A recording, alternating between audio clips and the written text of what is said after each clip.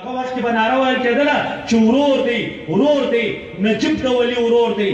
نن دا ناره زه له دې سټیج څخه ورکوم چې ورور دی غني د ولي ورور دی.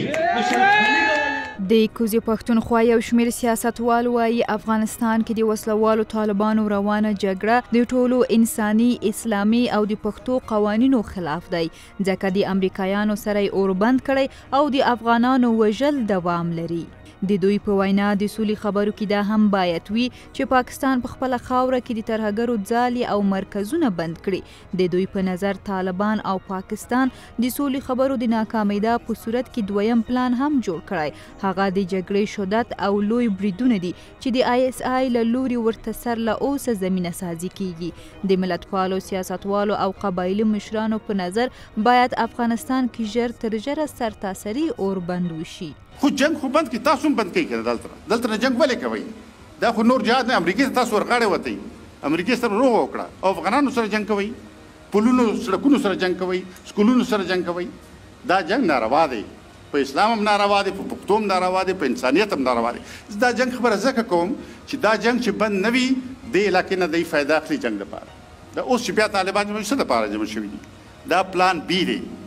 دوحه کې چې هغوی وایي چې پلان بی دی چې که خبره ترې نه وي نو دلته چې لښکر جمع شوی دی نو خوست به څنګه نیسي، پکتیکا به څنګه نیسي، پکتیا به څنګه نیسي. که موږ دلته یو جرګه راوغواړو د افغانستان په حالاتو کې دا په موږ پورې مناسب دا په کابل کې به یې غونډه شوي خو موږ د ډیورنډ دې سیمې ته دې خوا دا پښتانه چې لیکینو چې دې وخت کې موږ د امن یو د اتفاق سره یو غږ وکړو چې وروره بس د افغانستان زما د نیکه وطن دی، دا د یو چا د نیکه نه دی، دا د یقام د نیکنې وطن دی، دا غوبل او دا شر او دا چې کوم دی دا روزګار هم د دې جګړو نه جوړ کړی دی. نور دې جګړو ته چې کوم دی د پای ټکی چې کومه دی مهرباني وکړئ تاسو کې دی. د جنوبي پښتونخوا د عوامي نیشنل ګوند چارواکي او سیاستوال هم د افغانستان د سولې روانو خبرو او د جماعت اسلامي پاکستان په بلنه د حساس وخت کې لاهور ته د ګلبدین حکمتیار د سفر په اړه اندېښمن دي.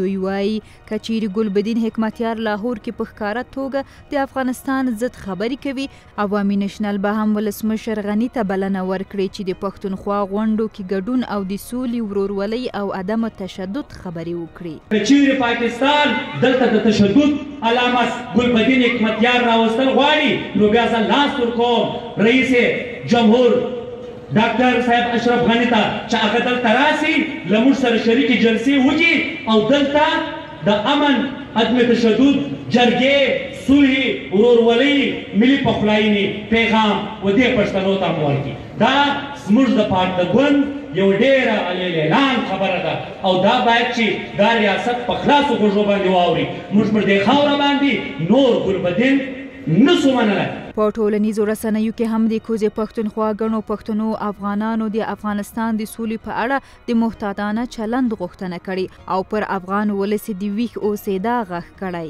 همداراز پر فیسبوک لاهور ته د ګلبدین حکمتیار د سفر په اړه هم بحثونه او څرګندونې شوي دي.